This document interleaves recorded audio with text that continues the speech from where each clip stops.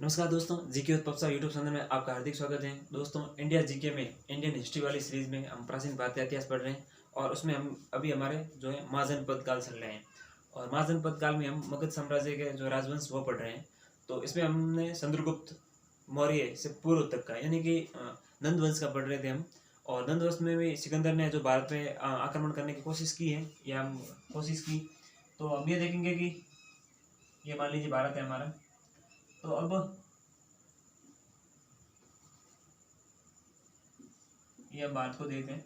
तो यानी कि सिकंदर ने, ये हमारा मगध साम्राज्य यहाँ पे था, तो सिकंदर ने भारत पे आक्रमण किया था। लेकिन क्या अखंड भारत पे या स्वतंत्र जो वर्तमान हमारा भारत है इस पे किया था? क्योंकि व्यास नदी को पार नहीं कर पाया था सिकंदर की सेना वहीं से वापस लौट गई थी। तो हम ये कह सकते हैं कि सिकंदर ने जो भारत पे है वो एक तरीके से जो अखंड भारत पे तो सिकंदर ने है जो वो अटैक किया था या आक्रमण किया था, लेकिन स्वतंत्र या वास्तविक जो हमारा अभी वर्तमान भारत है उस पर नहीं किया था। तो ये कह सकते हैं कि सिकंदर ने भारत पे आक्रमण किया था। अब बात आती है, हालांकि सिकंदर यहाँ से वापस चला जाता है और फिर ये जो आइडियस का जो युद्ध होता है जो 326 ईसा पूर्व बीसी, और आपको पता है 1 साल बाद में चंद्रगुप्त जब इराक में बेबीलोन में जाता है तो वहाँ उसकी मृत्यु हो जाती है। तो बेबीलोन ये ईरान में इसकी मृत्यु हो जाती है सिकंदर की। अब ये माना जाता है कि आज सिकंदर विश्व विजेता था, बहुत ही कम उम्र थी उसकी और इतने उसने प्रदेश जीत लिए क्या जो विश्व विजेता सिकंदर को कहा जाए। तो देखो, सिकंदर को विश्व विजेता कहा जाने में कोई अतिशयोक्ति भी नहीं है और सही भी नहीं है, क्योंकि उस समय जो सिकंदर ने 5 से जो है 6 से 7 हम कह सकते हैं देश जीते थे। लेकिन उस समय जो देशों की संख्या यानी कि देशों की खोज है वो 7-8 देशों की खोज हुई थी। इसलिए यूरोप से अफ्रीका आता बीच में और यहाँ तक एशिया तक गया। तो फिर क्या इतनी ही दुनिया है? तो मतलब ये कह सकते हैं कि सिकंदर उस समय विश्व विजेता था, इसमें कोई दो राय नहीं है, क्योंकि दुनिया इतनी थी यानी कि देशों की जो खोज है वो भी इतनी ही हुई थी, यानी कि 5 से 7 देशों की जो खोज हुई थी, इसलिए सिकंदर को जो है विश्व विजेता कहा जाता है। लेकिन वो अखंड भारत में तो इसने गंधार तक्षशिला ये जीत लिया था, पोरस तक आ गया था, लेकिन वो जो वास्तविक भारत है हमारा अभी कहते हैं ना उस भारत तक ये नहीं पहुंचा था। तो फिर सिकंदर की जो मृत्यु हो जाती है 325 ईसा पूर्व बीसी में। अब बात आती है सिकंदर की, तो थोड़ा सिकंदर के बारे में जान लेते हैं। तो सिकंदर का जो नाम हम कह सकते हैं, तो इसको अलेक्जेंडर निकेटर सिकंदर इसका पूरा नाम था। और पिता यानी कि सिकंदर के पिता का नाम था फिलिप। और मृत्यु 325 से पूर्व में बेबीलोन में हो गई थी। और इसके घोड़े का नाम, सिकंदर के घोड़े का नाम था बुके फेरल। Bouquet feral. और जो बुके फेराल का मकबरा है ये भी कहाँ है? बेबीलोन में।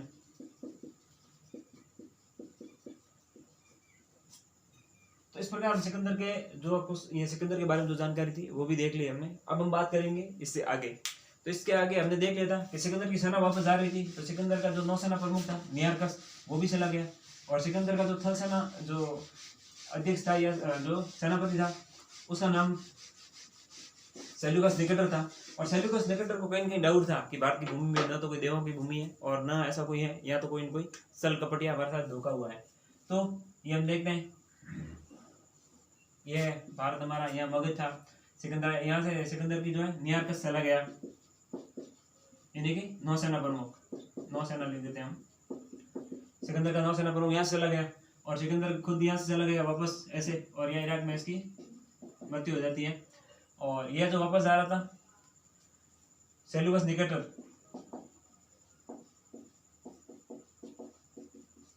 तो सिकंदर की मृत्यु हो जाती है। उसके बाद सेल्यूकस निकेटर वापस भारत पे आता है और ये व्यास नदी को पार कर लेता है। लेकिन ये क्या सोचता है कि अब भी उधर क्या धनानंद का ही शासक होगा। लेकिन यहाँ इससे पहले अगर हम थोड़ा फ्लैशबैक में जाएंगे तो चंद्रगुप्त मौर्य और चाणक्य ने मिल करके, और जो यहाँ धनानंद था नंद वंश का राजा, महापरम नंद का जो पुत्र, तो धनानंद की पुत्री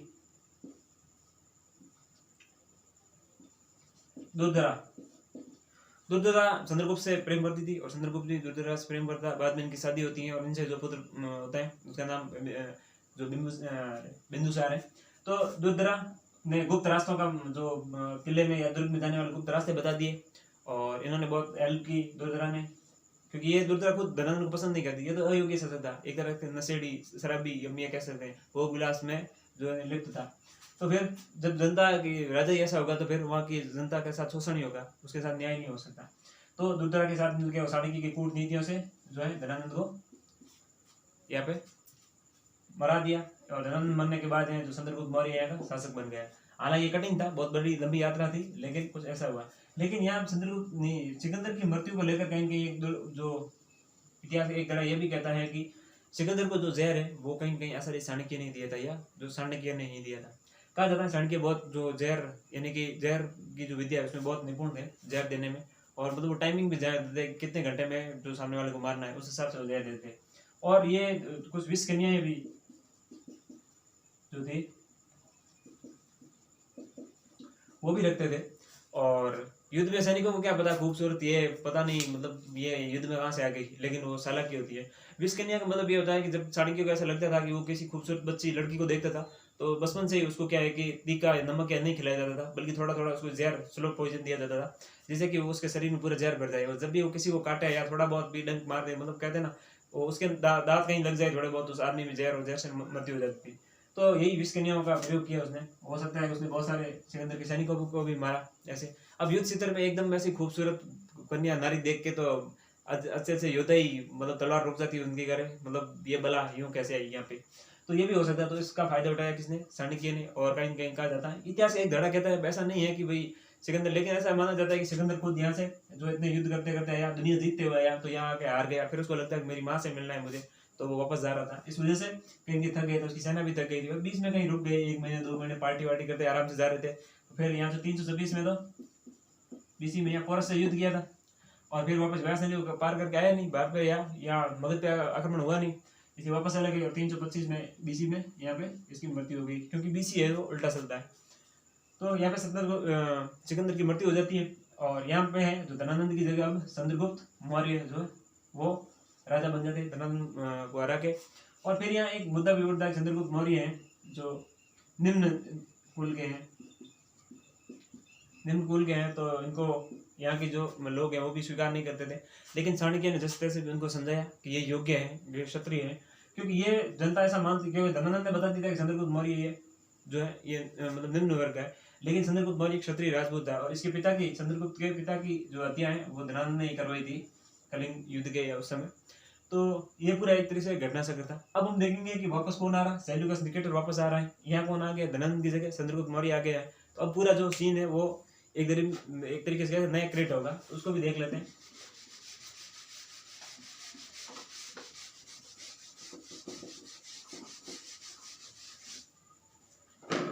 तो यही हमारा हम कह सकते हैं भारत, ये मगध साम्राज्य, यहाँ पे यहाँ चंद्रगुप्त मौर्य, लेकिन यहाँ से कौन आ रहा है, सेल्यूकस निकेटर।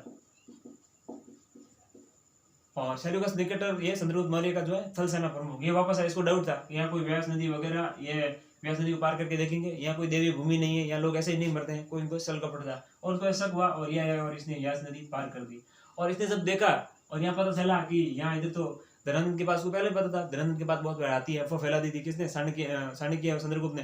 तो ये इस बार हाथी लेके आया, ये इस बार रथ लेके आया कि भाई जो इनके पास हाथी है, लेकिन ये रथ लेके आया कि या जिससे कि युद्ध करने में आसानी होगी, रथ से ऊपर बैठ गए। अब रथ से तो युद्ध हुआ था महाभारत का युद्ध उस समय, मतलब यानी कि कहते बिना शस्त्रों से लड़ा गया युद्ध, लेकिन वो शस्त्रों से नहीं शास्त्रों से लड़ा हुआ युद्ध था। बाणों में कोई दम नहीं था, बल्कि मंत्रों में दम था, वरना आप भी बाण लेके आ जाओ कुछ दम हो तो, लेकिन उसके मंत्रों में बहुत दम था। तभी भीष्म पितामह के जो बाण लग रहे थे तब वो कह रहे थे कि बाण अर्जुन के तो नहीं हो सकते, क्योंकि अर्जुन भगवान श्री कृष्ण की उसमें जो एक तरीके से उन्होंने जो सुदर्शन चक्र या जिसके माध्यम से जो शक्ति पहुंच रही थी, जो बाण लग रहे थे, शायद कर्ण को लगो या फिर भीष्म पितामह को लगो या गुरु द्रोणाचार्य को लगो, तो वो कहीं कहीं कहता है कि ये बाण अर्जुन के तो नहीं हो सकते। तो मतलब यानी कि मंत्रों में दम था। तो ये रथ लेके आ गया। अब भाई हमने 5000 साल पहले वो युद्ध लड़ा था महाभारत का, वो बिना रथ में या बिना शस्त्रों मतलब हथियारों से कह सकते हैं, क्योंकि वो शास्त्रों से लड़ा गया युद्ध था। और ये वैसा व्रत लेके आ गए। और चंद्रगुप्त के पास क्या थे, घोड़े घोड़े के साथ भी स्वतंत्र घोड़े भी। ऐसा नहीं, युद्ध में तो जो घोड़े होते हैं स्वतंत्र घोड़े रखता था, रथ वथ नहीं, सीधे भाग जाए या जो भी मुश्किल परिस्थितियां आए तो भागने में आसानी हो, लेकिन ये तो रथ लेके आया था। अब रथ तो जो घोड़े के बेचारे के पीछे इतना भार, वो कैसे लेके दौड़े। तो सेल्यूकस निकेटर को ये बता दिया क्या भैया उधर तो धनानंद, उसको पता नहीं था उधर धनानंद है। उसको बाद में पता चला यहाँ आने के बाद वहाँ तो सेंज हो गया, यानी कि धनानंद की जगह चंद्रगुप्त मौर्य आ गए। और चंद्रगुप्त मौर्य ने पूरी प्लानिंग कर ली और इन दोनों के बीच जब युद्ध होता है तो युद्ध बहुत क्रिटिकल सिचुएशन में पहुंच जाता है और इधर सेल्यूकस निकेटर हारने वाला ही होता है। क्योंकि देखो चाणक्य चंद्रगुप्त के बहुत, एक तो चाणक्य इनका प्रधानमंत्री, बहुत ही कूटनीति का जो एक ज्ञाता विशेषज्ञ, और विभिन्न प्रकार की रणनीतियां बताता था किस प्रकार से कब युद्ध करना है, सब स्टेप बाय स्टेप फॉलो कर रहा था चंद्रगुप्त और चंद्रगुप्त की सेना। और इनके पास तो मगध साम्राज्य की पूरी जनता एक तरीके से इसके साथ हो गई, क्योंकि इनको तो एक अत्याचारी शासक से मुक्ति मिल गई और नए शासक से जो है इनको एक उम्मीद थी कि हाँ चंद्रगुप्त मौर्य आएगा तो सबका विकास होगा, यहाँ की जनता के साथ अन्याय है वो मिट जाएगा, सबको न्याय मिलेगा, इस उम्मीद से तो यहाँ की जो जनता ने बढ़ चढ़ कर भाग लिया एक तरीके से सेना में। तो इस तरीके से अब युद्ध इस कंडीशन पे आ गया कि अगर 2-3 दिन युद्ध और चलता था तो सेल्यूकस निकेटर मारा जाता और युद्ध में हार जाता। तो उसने एक राजनीति चली, उसने राजनीति ऐसी चलाई कि जो अपनी बेटी थी कार्मेनिया और उसका दूसरा नाम है हेलन, हेलन को युद्ध में आगे कर दिया। और जैसे ही हेलन युद्ध करने मतलब तलवार लेके आगे निकली, चंद्रगुप्त मौर्य ने देखा कि अरे ये कौन सी मतलब सीबीएसई बोर्ड की एकदम बुरी हिरन यहाँ कहाँ से आ गई। तो चंद्रगुप्त मौर्य जैसे ही मतलब उसकी तलवार ही रुक गई, ऐसे देखने लग गया बस उसको। फिर हेलन तो मतलब यानी कि ये साल सिर्फ निकेटर सेल्यूकस निकेटर इसलिए थी उसकी जान बच जाए, क्योंकि मारने वाला तो था ही। चंद्रगुप्त स्वतंत्र घोड़े लेके आया था और इन्होंने व्यास नदी पार कर दी और इन्होंने थोड़े दिन इनको रोक के रखा। तब तक क्या ये व्यास नदी या पानी भर गया पूरे में। और जब बिहार में कहते बाढ़ आती है तो चारों तरफ पानी ही रहता है। बाढ़ आ गई तो चंद्रगुप्त के तो चंद्रगुप्त तो हाथी लेके आया नहीं था, चंद्रगुप्त तो स्वतंत्र घोड़े ले आया, तो घोड़े पानी में से भाग जाते हैं। और इधर ये भाई साहब जो है रथ लेके आए थे, अब रथ घोड़ा कैसे खींचे पानी में, इसलिए ये बुरी तरह से फंस गए और ये मतलब यानी कि घुटने टेकने के कगार पे आ गए थे। तो फिर इसका फायदा उठाया चंद्रगुप्त, मतलब चंद्रगुप्त ने भी युद्ध जीतने वाला था लेकिन इसने हेलन को आगे कर दिया, अपनी बेटी है कार्मेनिया को। तो चंद्रगुप्त ने जब उसको देखा कि भाई ये यहाँ युद्ध में कौन है, मतलब इतनी खूबसूरत बला यहाँ पे, फिर बात ही चली, ये घुटने टेकने वाले ही थे। चंद्रगुप्त ने कहा भाई पता करो कौन है ये, पता चला कि ये तो इनकी पुत्री है। तो क्या डिसाइड करा भाई ब्याह शादी करवा दो। तो ये बातचीत हो गई यहाँ पे, तो ये शादी तो ठीक है, युद्ध विराम हो जाएगा और इसकी शादी हो गई यहाँ पे। अब शादी तो हो गई, लेकिन आपको बताया एक युद्ध में जो बंदा सामने वाले से जीतने की उम्मीद से आया था और उस जब वो बाप और उसकी बेटी को किसी सामने वाले युद्ध करने वाले से मतलब शादी करने जा रहा, तो कभी कहीं सोचेगा कि भाई युद्ध करने आए थे, मेरी बेटी के साथ अन्याय मारपीट तो नहीं होगी। इसको कहीं कहीं ऐसा जो है एक तरीके से विश्वास नहीं हो रहा था, कहीं कहीं भ्रम था किसको, सेल्यूकस निकेटर को। लेकिन ये अपने साथ एक जो लेखक क्या इतिहासकार लेके आया था जिसका नाम था मैगस्थनीज।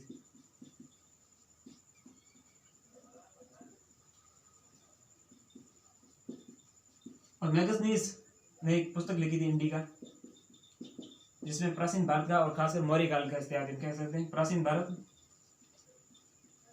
का प्राचीन इतिहास और मौर्य काल का जो इतिहास इसने लिखा था।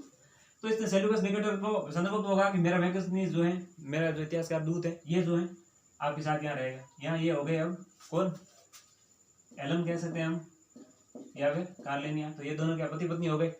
तो इसने भेजा कि मेरी बेटी की भाई रक्षा करेगा या कोई तो यहाँ हेल्पर होगा इसका, ये जानकारी देती रहेगी मुझे कि इसके साथ यहाँ पर अन्याय तो नहीं हो रहा है, प्रताड़ना नहीं हो रही, इसको भेज दिया। फिर एक दिन चंद्रगुप्त ने पूछा मैगस्थनीज को कि जब तुम्हारे राजा को अपनी बेटी की शादी करनी थी तो फिर युद्ध मतलब सेना लेके क्यों आया था, युद्ध करने क्यों आया था। तब इसने एक बात बताई, मैगस्थनीज ने कहा कि सेल्यूकस निकेटर या हमारे जो राजा साहब है उनको हाथी चाहिए थे, मतलब घोड़े तो थे, रथ भी थे, सब कुछ थे, इनको हाथी चाहिए थे। और आपको बता दें कि धनानंद भी बहुत हाथी लेके आया था, हाथी जीत के आया था। कहाँ से मिले थे उनको, यहाँ मतलब हम कह सकते हैं तो जो है कलिंग से, जब उसने कलिंग विजय की थी महापद्मनंद ने, तो वहाँ से हाथी बहुत लेके आया था। और चूंकि मगध के आसपास वाले एरिया में हाथी बहुत थे जो कलिंग से वहाँ मिल जाते। आज भी आपको पता होगा असम यही कलिंग और उत्कल, जो पहले कलिंग था बाद में उत्कल बना फिर उड़ीसा बन गया। और ये इस वाले क्षेत्र में उस समय भी मतलब है ना कि हाथी बहुत पाए जाते। अभी असम वाले में तो वहाँ भी हाथी बहुत पाए जाते हैं, मानस या जो नेशनल पार्क है उसमें भी। तो फिर इसने कहा कि उसको हाथी चाहिए थे। अच्छा, तो इन्होंने क्या किया कि वैसे सेल्यूकस निकेटर ने जब शादी की तो ये इसको डर लगने लग जाता, क्या किया जाए, कुछ तो किया जाए। तो इसने क्या किया कि अपना जो जीते हुए 4 क्षेत्र थे वो किसको दिए, दहेज में दे दिए। किसको, चंद्रगुप्त मौर्य को। अब 4 क्षेत्र कौन से थे, एरिया, अराकोसिया,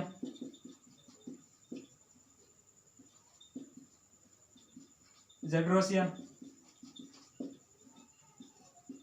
और पेरिस्पेनियाई। और इनके वर्तमान नाम है काबुल, कंधार, मकरान और हेरात।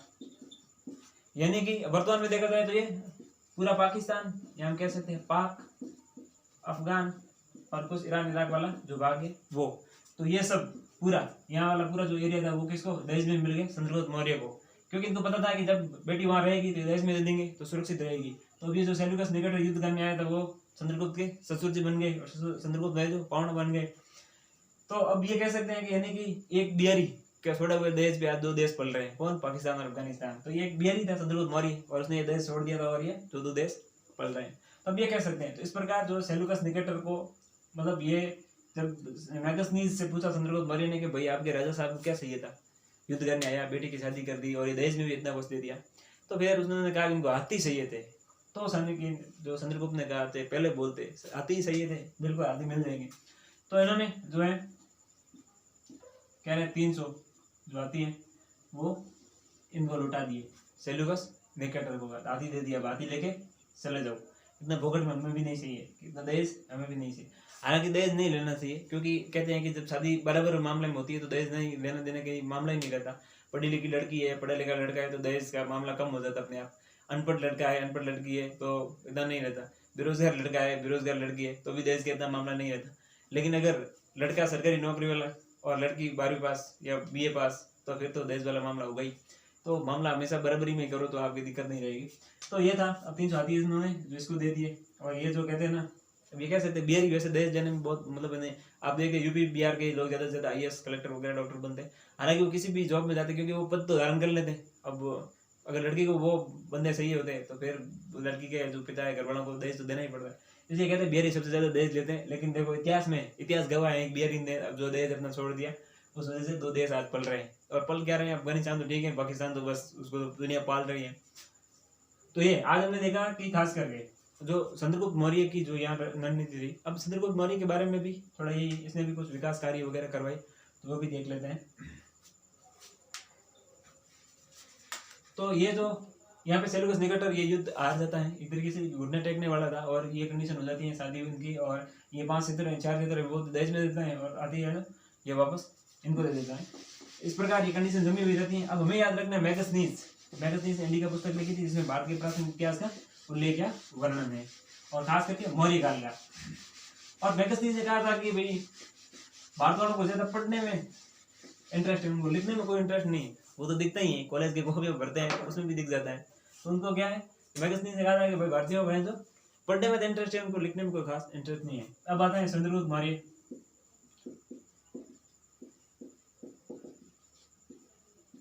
इसके इनको वैसे तो कहा जाता है कि निम्न कुल में पैदा हुआ था, लेकिन इसके पिता है वो कहते हैं क्षत्रिय राजपूत थे, क्षत्रिय थे, जिसने धनानंद ने धोखे से हत्या करवा दी दिया, मरवा दिया था। और इसके पिता का माता का नाम था मूरा। और वहीं से कहते हैं चंद्रगुप्त को लेके आए थे सरिसण के मूरा से ही। और चंद्रगुप्त मौर्य के कुछ इसने जो है विकास कार्य भी करवाए, सामाजिक कार्य भी कराए, ऐसा कहा जाता है। तो इसका जो महास्थान अभिलेख है वो है पश्चिम बंगाल या बंगाल कह सकते हैं हम। तो इसने बंगाल में जो सामाजिक कार्य करवाए। फिर इसका वहां से एक है शाहगौर, ये यूपी के मतलब उत्तर प्रदेश में। तो यहाँ से भी इसके सामाजिक कार्य हैं या फिर न्याय का काम है या विभिन्न प्रकार के कार्यों को। ये कहा जाता है कि अकाल पड़ा था तब इसने चंद्रगुप्त मौर्य ने जो दान दिया था या रुपए भेंट किए थे, खुद भी दान दिया था और जनता को भी कहा भी आप सहयोग कीजिए और दूसरों की हेल्प कीजिए। जो कहते हैं ना सक्षम है वो दान दीजिए, समर्थ है वो है अपना जो अनुदान है योगदान दे सकते हैं और हम सब पब्लिक को जनता को बांटेंगे। तो यही आप देख लीजिए पीएम केयर फंड। तो पीएम केयर फंड वाला मोदी जी जो कॉन्सेप्ट लेके आए वो कहाँ से लेके आए? चंद्रगुप्त मौर्य के यहाँ। फिर एक बात आती है कि चंद्रगुप्त मौर्य का जैसे ये बंगाल में था तो पूर्व में, अब हम हमारे यहाँ भारत का मैप बना के देखेंगे तो पूर्व में जो चंद्रगुप्त मौर्य का जो साम्राज्य था वो पश्चिम बंगाल या बंगाल तक था, और वर्तमान में नहीं पश्चिम में देखा जाए तो ये गुजरात के शासक थे रुद्रदामन। तो रुद्रदामन ने जो इसने कहा था कि भाई यहाँ पे सुदर्शन झील का निर्माण,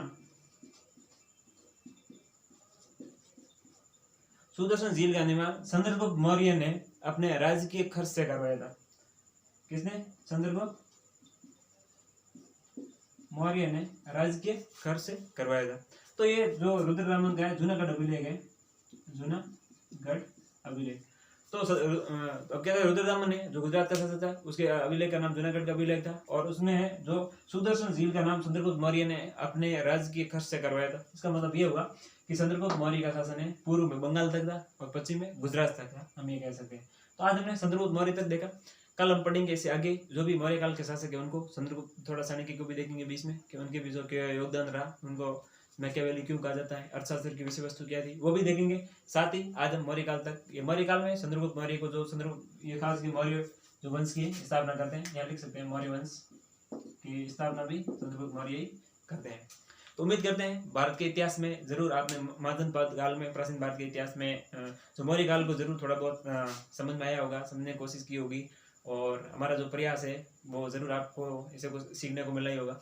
अगर आपको हमारा वीडियो पसंद आए तो उसको लाइक करिए, शेयर कीजिए, कमेंट कीजिए और चैनल को सब्सक्राइब कीजिए। धन्यवाद।